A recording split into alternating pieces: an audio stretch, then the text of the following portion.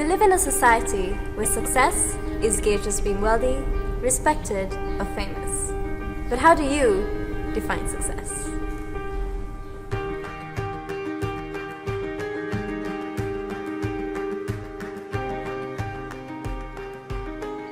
On this episode, we talk to a charming and resilient warrior.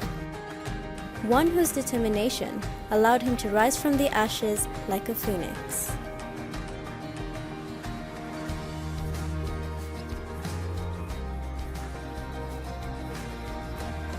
Hi, my name is Miral Morjaria and this is my success story.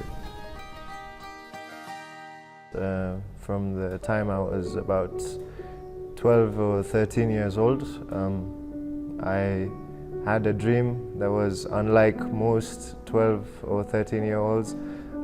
As soon as I learned chemistry for the first time, all I wanted to do was be a chemical engineer. I later went on to study in Curtin University in Malaysia. I went on, completed the year. I would come back home once a year or so. For about 3 months, that was my holiday period. Everything was going really awesome, I would say. Until one fateful night, me and my friends, we were having a barbecue at my house. And my mom was basically setting up the jiko, preparing for some paneer tikka. So she was using this flammable gel to basically provide some fuel to the jiko to get it all fired up. I don't know what went wrong that day, but as she was trying to pour in some of that gel into the already lit jiko, the bottle blew up. The bottle blew up, and I was sitting right in front of her when this happened. And the result of that small explosion, you would like to call it, was that a large quantity of the gel flew and got stuck on my face. When it got stuck to my face, it was also on fire. I was on fire for, I would say, it felt like a whole lifetime, just sitting on the ground, waiting for someone to come and put me out. That's when my dad came running from inside the house, and he took off my jacket, the jacket that I was wearing, and he covered my face with it to then turn off the flame. When we sat in the car, my mom put in a statement that made me realize the extent of how bad it was. When we sat in, she said that she could smell my skin. When she said that, the pain kicked in almost simultaneously. My skin was left in patches of white, dark brown, light brown and pink. None of the doctors were sure whether it's a permanent thing or I could recover from it. At that point, it was almost time to get back to university, and I was in a really bad state. But when I was going back, we went to the doctors and they told me that I wouldn't be able to step out into the sun at any given time, especially because if I did, the damage could have been permanent. So for those of you who know Malaysia, it's never not sunny. I basically stayed a whole year indoors, inside my room. What made that process even worse was the strain that the accident had caused my family was now showing its effects. Because of the amount of money we spent on the treatment.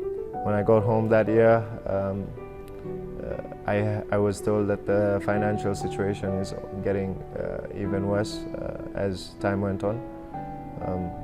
So at a certain point, I would have to take a semester gap. One thing rang in my head that my mom always told me, and she always said that experience is almost as important as the degree itself, if not more. So the first thing I did was I jumped into working. I joined Kappa in the capacity of a student chemical engineer. Even after that 5-month period, the financial situation still went on getting worse. So my gap semester turned into a gap year. I had to make a decision. It was either I continued my degree or I quit the university and take a different path. So I did so. I quit the university. It was a massive step for me. It's very painful to see something slipping away that you have been thinking about for almost your entire life. I rejoined Kappa, now in terms of assistant head of department, during which I found this university in Scotland. It's called University of Strathclyde. It was extremely expensive, so I missed the first intake. After working in Kappa for a year, I was spotted on LinkedIn by one of these recruitment companies. They were looking for a potential production manager in a company called Resins Limited. So I jumped right in, started up as a production trainee, and then within a period of 6 months, I managed to make it up to production manager, the position of production manager, which was a massive achievement for me, and it came with a relevant pay rise, which also allowed me to pay for my fees.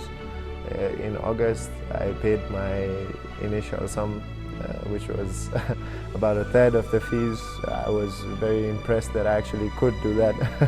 Right now, I'm actually even paying for my sister's fees. So I think I made it this far because of persistence. Life throws lots of hurdles at you, and all you have to do is jump over it. Even if you trip and fall on your face, get back up and keep running towards the goal. And according to me, the definition of success is never quitting.